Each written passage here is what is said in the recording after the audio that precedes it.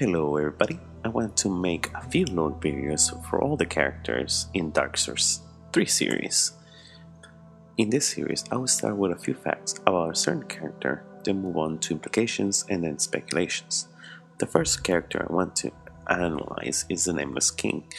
He has a really awesome design and his battle is very challenging but fun, and it's also fair. His background is also quite interesting because it's like a haiku. You're giving enough clues to find out who he is, but the answer is not simply handed out to you, pretty much the way of Souls games. So who is he really? Well, there's very little room to doubt that he is Gwyn's firstborn. But if you're not convinced or you just didn't know, I will present the evidence as we talk about the character. First, let's talk about a few facts about the firstborn's background. You can't get into his history unless you talk about his father, Gwyn. If you're new to the series, all you need to know is that Gwyn was a powerful god of sunlight, and he was the first Lord of Cinder. He was the very first being to ever link the fire and continue the Age of Fire. Many items in Dark Souls 1, like the Sunlight Blade and Metal and the Great Lion Spear, say that Gwyn's firstborn was an avid dragon hunter, was known as the God of War, and more importantly, he was the heir of sunlight. He was also the patron god of the Warriors of Sunlight, aka the Sun Bros. However, these same items also state that his foolishness led to his name and legacy erased from the annals of history. Even in game, you can find torn and crumbled statues of him to represent his total expulsion. Dark Souls 2 has items that refer the same, but nothing that really expands the story. Now that we have covered some history about Gwyn's firstborn, let's talk about how he is what we know now as the Nameless King. We can do this by analyzing certain items and drawing strong implications. First, let's take a look at his crown. It states that it closely resembles that of the First Lord, aka Gwyn. His bracelets and breastplate also state that they are very similar to Gwyn's. These items are crucial because they give us a like father like son connection. Now, his sword spear states that the Nameless King was the heir of sunlight and he was a renowned dragon hunter. Both of these qualities are unique to Gwyn's firstborn. So here we have another connection. The sunlight heir is particularly interesting since it states a patriarchal system in the political state of the gods. Lastly, the Stormcurved sword mentions that the Nameless King claimed the soul of the Storm Drake, the dragon you see him riding, when he fell in battle, which was a custom in the Age of the Gods. This shows that he is not only familiar with the old gods' customs, but he also practices the principles, a third fact that tells us that he is old enough to know the heritage of the gods. Finally, his soul tells us that he was a dragon-slaying god of war. This just reinforces what the sword spear already stated. The game really wants to drill the point that yes, Gwyn's son loved to slay some dragons. It's also important to note that some of these items tells us of his grand betrayal, his foolishness. His soul mentions he sacrificed everything to ally with the dragons, while the curved sword tells us that he allied and tamed the storm drake. This betrayal was iconic of Gwyn's firstborn. So there it is. All these items link the characteristics of the firstborn to the Nameless King, to the point that there is little doubt that they are different people. I suppose you could argue that someone stumbled upon all the items and assumed the firstborn's persona, but that is impossible since souls are unique to each character, and the Nameless King drops the Nameless King's soul upon his defeat. Let's move on to the next part. Now that we have a solid foundation of who the Nameless King is, let's dwell into a little more of the speculation side.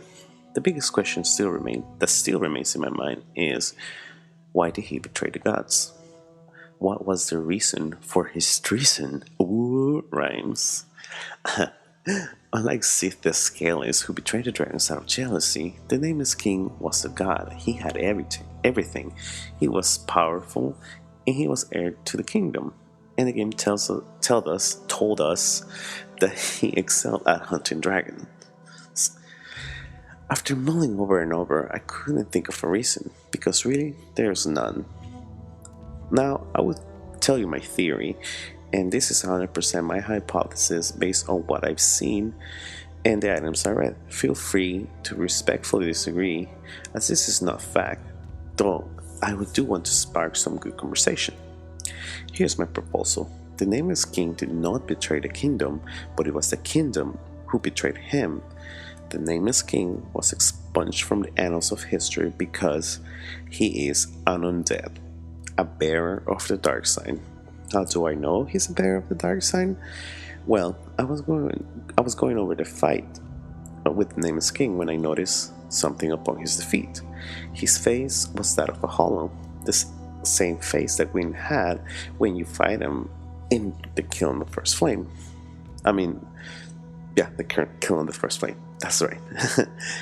Anyways, getting back to my story. We know the gods were at war with the undead after the dragons were defeated. At this point, everything was good and nice until the flames started to fade. As mentioned before, in order to keep the Age of Fire going, Gwyn linked the first flame. This act burned him and effectively trapped him in the kiln of the first flame. Since he never made it back to Anor Londo, a coffin was built in the city as a sort of tribute to Gwyn.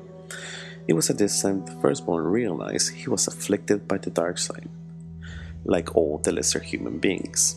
The other gods noticed this and banished him from the kingdom, for we know bearers of the dark side eventually go hollow, and a dragon slaying a hollow will cause utter devastation in the kingdom. The Firstborn understood this, and we actually know he left peacefully because he visited his father's coffin and left the Sunlight Blade miracle in the tomb as a parting gift. Struggling to find a place to call home, he stumbles upon Archdragon's Peak, now empty due to systematic destruction of most of the dragon race. In here, he finds the mighty Stormdrake, which he actually manages to tame through his mastery of dragons. With the Stormdrake on his side, he fights a lifetime of battles and creates a bond that rivals legends. In this place, the Nameless King has found a sanctuary, and through meditation, he has actually controlled his curse. Upon hearing his whereabouts, Ornstein decides to chase after him, but the other guys decide to actually sponge him from history, for he had allied with the creatures that once threatened and could threaten again the kingdom.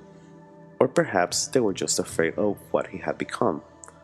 He was no longer a warring god, but instead he transformed into a wise entity with great power, a mighty dragon by his side, and the curse of the dark side. He basically became the perfect embodiment of all life. The king did not mind his expulsion, however, for he preferred to sacrifice his status and family to be with the beings that welcomed him. Perhaps through his legend, he even inspired some humans to follow the path of the dragon, waiting at the peak to test the mettle of those who rang his bell of awakening. So that's pretty much it. That's my take on the Nameless King and how he became who he is. There's a lot of my opinion and speculation to fill in the blanks. But like I said, feel free to disagree. I do want to apologize for the audio. It was a long one-shot take. I actually had the audio recorded before, but I lost the file, and I worked really hard on it, so I just decided to record the whole thing in just one shot. Anyways, I hope you guys liked the video. It took me a long time to research the topic of the betrayal since the reason is never specified. If you like this, go ahead and give me a thumbs up, and I'll make sure I create more videos, and I'll actually spend more time editing and adding stuff to make the production value a little higher. Until then, persistent.